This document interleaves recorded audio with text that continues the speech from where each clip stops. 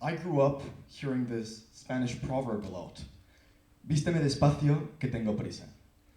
The literal translation would be clothe me slowly, for I'm in a hurry, which might sound pretty counterintuitive, but the wisdom here isn't derived from the literal interpretation. It means that even in situations where we perceive urgency, it's best to keep a level head since tasks are best performed slowly and carefully. We've all heard this before.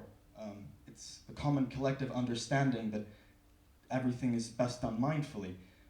But despite this, we still find ourselves running and rushing through our lives, not being like the tortoise, slow and steady. Many people, to combat this, advocate for the practice of stillness, to become more connected with our inner selves. But little is said about its not-so-distant cousin, slowness. I'd like to suggest slowness not as an alternative to stillness, but at least as a stepping stone on the way to fully pausing.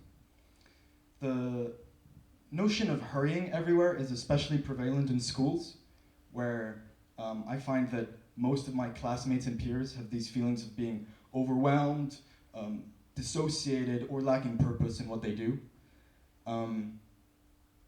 Students live from deadline to deadline, with the furthest tangible future being, of course, university.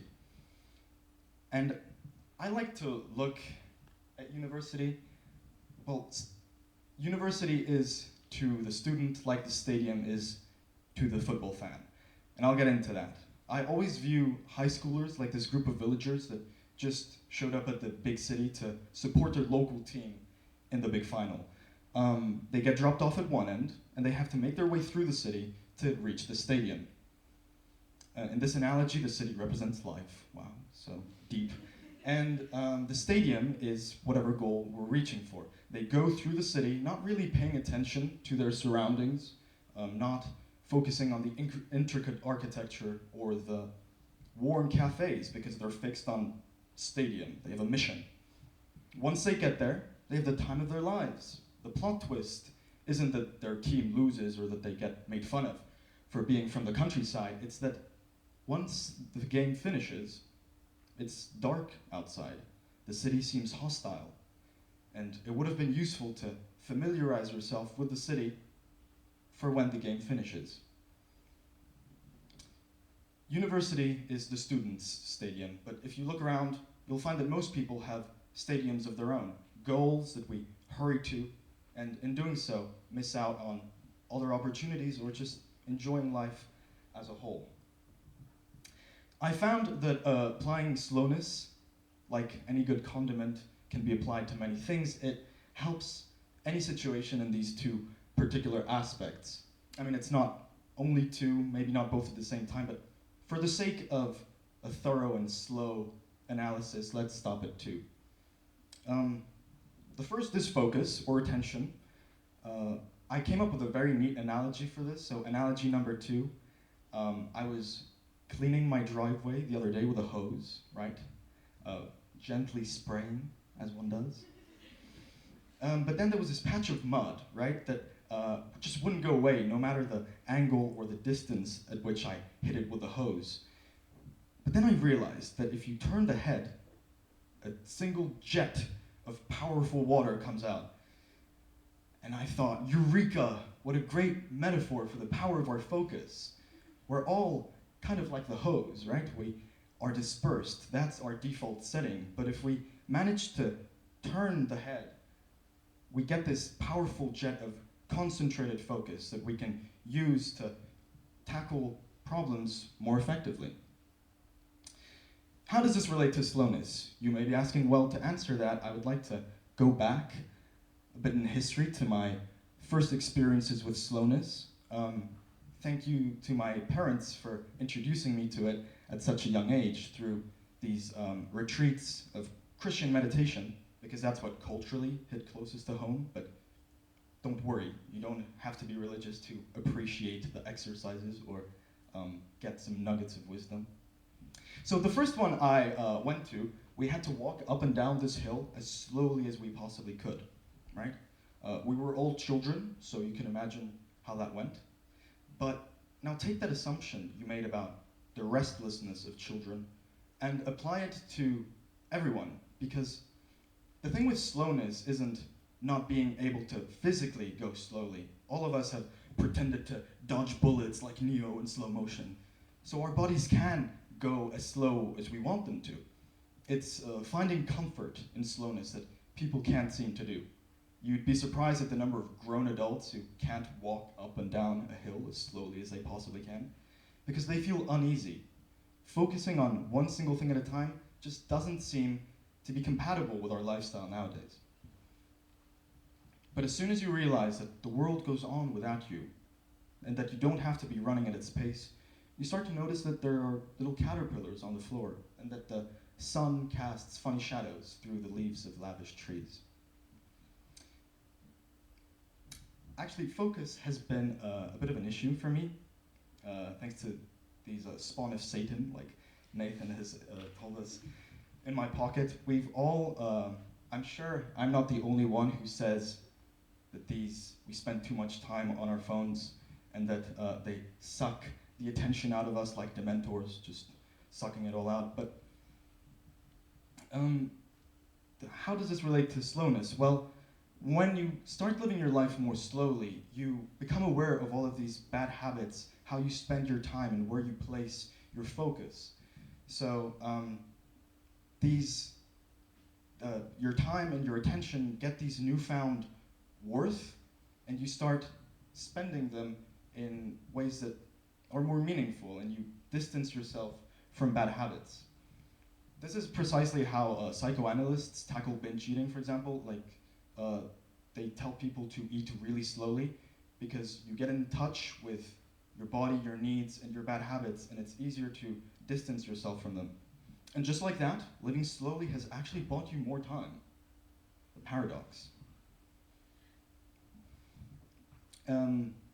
Before we move on, actually, whenever I do catch myself spending too much time on my phone, I think back to my hose and think, if I'm too dispersed or distracted, how can I concentrate my jet and,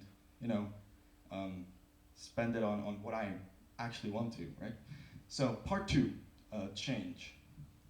I want to go back to the university dilemma for this one, actually, because it's a change that's very relatable, and us seniors, it's the most imminent change that we're dealing with at the moment. But for me, it wasn't actually that imminent. Believe it or not, I was already visiting campuses, going on seminars, and talking to counselors back in the fall of my freshman year. I know how sad, but to be honest, it wasn't really up to me.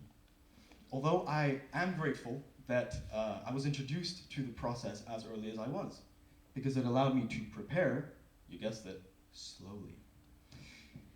Having a wide margin of time before some big change really allows you to prepare and explore different options. For example, my stadium when I was in 9th grade, my mission that I was fixed on was studying in the US.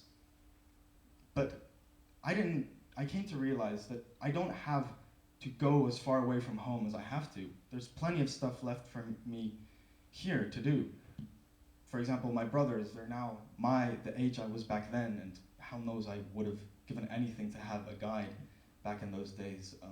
We actually make films now, they hang out with me, and we make good conversation, finally. So that's of course not the only reason I've chosen to study near home, but it sure as hell isn't something that I would have learned if I had started looking for colleges in the fall. It's now a fundamental requirement in my search for universities, and it's precisely because I had that time to work slowly towards this goal. I now think several years ahead, and I know that sounds like it contradicts part 1, but it's precisely because I am aware of the changes that I'm going to go through in the future that I can take my time, prepare slowly, thoroughly, explore any options, because as soon as your priorities change, if you're working slowly, you can redirect your course and make sure that you do reach the end goal that fits you the most. And so when you do reach the stadium, you go into the change, and it's the perfect fit. Now, on that happy note about reaching your goals, let's talk about the other kind of change. Unpredictable change that gets dropped onto you like a ton of bricks. Disruptive, permanent, ruthless change. This is kind of the inverse of the stadium story, because whereas if you were to imagine time as a ruler, with the stadium story, you have the big event at the end, and you have the big chunk at the start to prepare, like I was saying. But with this unpredictable change, it's the inverse version, right? So we have the event at the start, and then the big chunk afterwards. Not to prepare, but to cope with change. This big chunk is the grieving period, right? Because change of any sort involves some degree of loss. So that loss is what you grieve in the big chunk. People do tend to shorten this time, though, because grief isn't a very pleasant feeling. I would know. I remember the first time I properly felt it. I used to visit this elderly woman once a week. When her family engaged me to spend time with her just to keep her company, they assured me she was in good health, she had a nurse, and she was in good health. She was the ultimate slow guru, because she was in touch with her pace and respected it. She had focus on all sorts of things, and the presence she generated as a result of this contagious attention was just unmatched. So coming home from spring break to the news that she had passed hit me like nothing ever had. I spent a lot of time thinking about what she meant to me, and just the fact that memories are the only place where you can see a face just takes the air out of your lungs. Because grief is a noun, but most importantly, it's a verb. To grieve slowly and consciously is an active effort. The big chunk isn't big by default. We have to make it that way on purpose. We have to extend it for as long as we need in order to properly cope and process with a world where what we cared about no longer exists, the change that you couldn't have predicted. And I cannot stress enough how this must be done slowly. So I consider myself a storyteller. Focus and change are important parts of the story, but they also transcend the writing process and become fundamental parts of life as a whole. The slow, immersive build-ups are the ones that culminate in triumphant achievements. That's what I wish for all of you. Milestone after milestone of fulfillment and meaning. But take your time. Be aware of what you want, as well as what you are and what you do. Me, I might consider myself a speaker or a storyteller, but the truth is I haven't yet become an expert in, well, anything, really. Yet. See, that's the catch. Me, along with most of you here today, have not yet become anything. We're potential. We're empty backpacks and clean aprons and fresh candles who haven't yet been lit and whose scent is yet to be discovered. So I urge that we become aware of the richness we carry within, because we're potential, let us not forget, and potential is malleable. So let us be the hand that shapes slowly and spends our own gifts. Thank you.